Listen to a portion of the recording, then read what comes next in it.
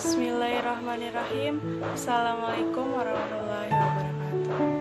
Nama saya Sarpanji. Baik, di sini saya akan menjelaskan tentang implementasi kurikulum. Nah, apa sih implementasi kurikulum itu? Implementasi itu penerapan sesuatu yang memberikan efek. Nah, implementasi kurikulum juga bisa diartikan sebagai aktualisasi kurikulum. Dengan demikian, implementasi kurikulum adalah penerapan atau pelaksanaan program kurikulum yang telah dikembangkan dalam tahap sebelumnya, kemudian diuji cobakan dengan pelaksanaan dan pengelolaan yang disesuaikan terhadap situasi dan kondisi lapangan dan karakteristik peserta didik, baik perkembangan intelektualnya, emosionalnya, dan fisiknya. Selanjutnya itu ada prinsip-prinsip pelaksanaan kurikulum. Ada beberapa prinsip pelaksanaan kurikulum yang harus diperhatikan di setiap satuan pendidikan sebagai berikut. Yang pertama itu ada pelaksanaan kurikulum didasarkan pada potensi, perkembangan dan kondisi peserta didik untuk menguasai kompetensi yang berguna bagi dirinya. Nah, dalam hal ini peserta didik itu harus mendapatkan pelayanan pendidikan yang bermutu serta memperoleh kesempatan untuk mengekspresikan dirinya secara bebas, dinamis, dan menyenangkan. Yang kedua itu ada kurikulum dilaksanakan dengan menegakkan kelima pilar. Apa aja sih? Yang pertama itu ada belajar untuk beriman kepada Tuhan Yang Maha Esa. Yang kedua itu belajar untuk memahami dan menghayati pelajaran.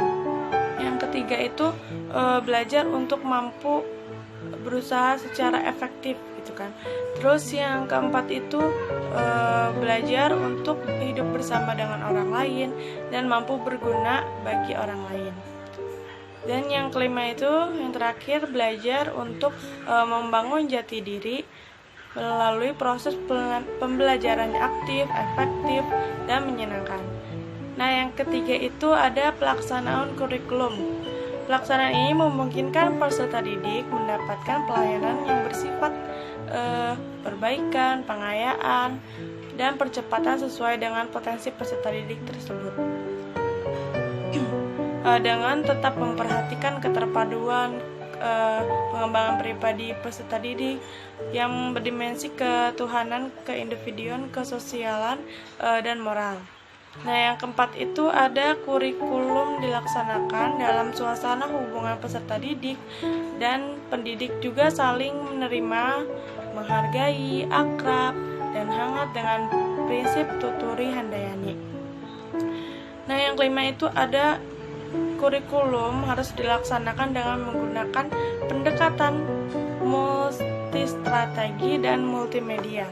Nah, sumber belajar dan teknologi yang memadai dan memanfaatkan alam sekitar sebagai sumber belajar juga.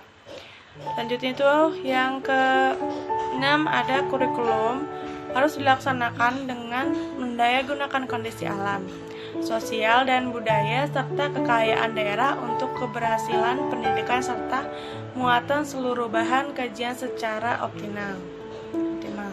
Nah, yang terakhir itu kurikulum harus mencakup seluruh komponen kompetisi mata pelajaran.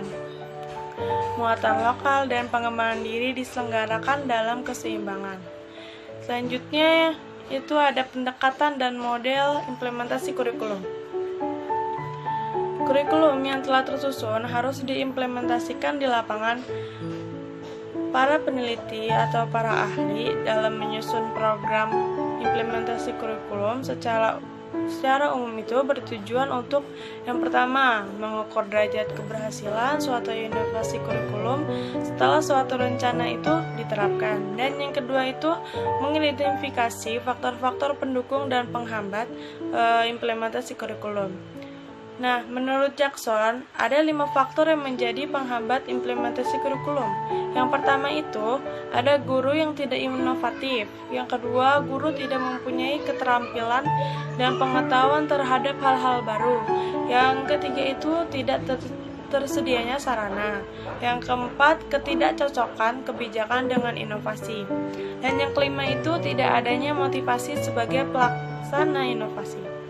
Nah, selanjutnya itu harus ada pihak yang terkait dalam implementasi kurikulum ini. Nah, siapa saja sih? Yang pertama itu ada pakar ilmu pendidikan, yang kedua ahli kurikulum, yang ketiga sekolah, yang keempat itu ada kepala sekolah, yang kelima itu ada guru, terus yang keenam itu ada siswa, dan yang terakhir itu ada orang tua dan masyarakat. Selanjutnya itu ada tahap-tahap implementasi kurikulum.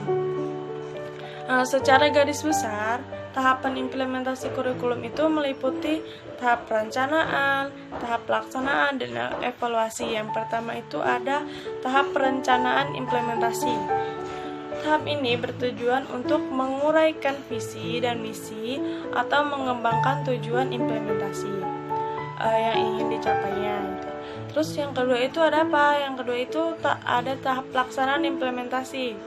Tahap ini itu bertujuan untuk melaksanakan blueprint yang telah disusun dalam perencanaan dengan menggunakan sejumlah teknik dan sumber daya yang ada dan telah ditentukan pada tahap perencanaan sebelumnya. Tahap yang ketiga itu ada tahap evaluasi implementasi. Tahap ini itu bertujuan untuk melihat dua hal. Yang pertama ada melihat proses pelaksanaan yang sedang berjalan sebagai kontrol, apakah pelaksanaan evaluasi tersebut telah berjalan sesuai dengan rencana, dan sebagai fungsi perbaikan jika selama proses terdapat kekurangan. Dan yang kedua itu melihat hasil akhir yang telah dicapai. Selanjutnya itu ada pelaksanaan atau implementasi kurikulum. Nah, pelaksanaan kurikulum ini dibagi menjadi dua tingkatan. Apa saja sih? Yaitu yang pertama pelaksanaan kurikulum tingkat sekolah, dan yang kedua itu pelaksanaan kurikulum tingkat kelas. Nah, dalam tingkat sekolah yang berperan adalah kepala sekolah. Sedangkan dalam tingkat dibagi dua. Sedangkan pada tingkat kelas yang berperan adalah guru. Walaupun dibedakan antara tugas kepala sekolah dan tugas guru dalam pelaksanaan kurikulum ini, serta diadakan perbedaan tingkat dalam pelaksanaan administrasi, yaitu tingkat kelas dan tingkat sekolah. Tetapi antara kedua tingkat tersebut dalam pelaksanaannya, administrasi kurikulum tersebut harus senantiasa bergandengan dan bersama-sama bertanggung jawab dalam melaksanakan proses administrasi kurikulum tersebut. Yang pertama itu ada pelaksanaan kurikulum tingkat sekolah. Pada tingkat sekolah ini, kepala sekolah harus bertanggung jawab untuk melaksanakan kurikulum di lingkungan sekolah yang dipimpinnya itu.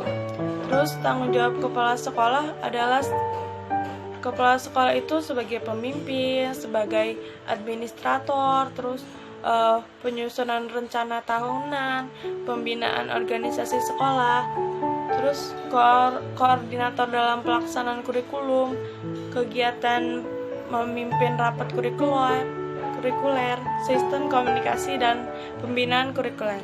Nah, itu hal tersebut adalah hal yang harus dilakukan oleh kepala sekolah sebagai tanggung jawabnya. Lalu yang kedua itu ada pelaksanaan kurikulum tingkat kelas. Pembagian tugas guru harus diatur secara administrasi. Nah, untuk apa sih? Untuk menjamin kelancaran pelaksanaan kurikulum di sekitaran lingkungan kelas.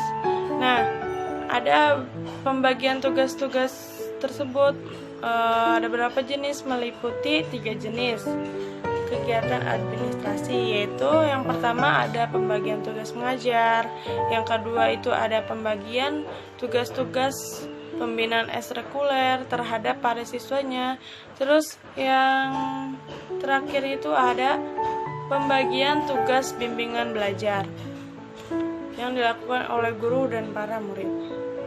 Nah, cukup sekian dari saya, kurang lebihnya mohon maaf. Wassalamualaikum warahmatullahi wabarakatuh.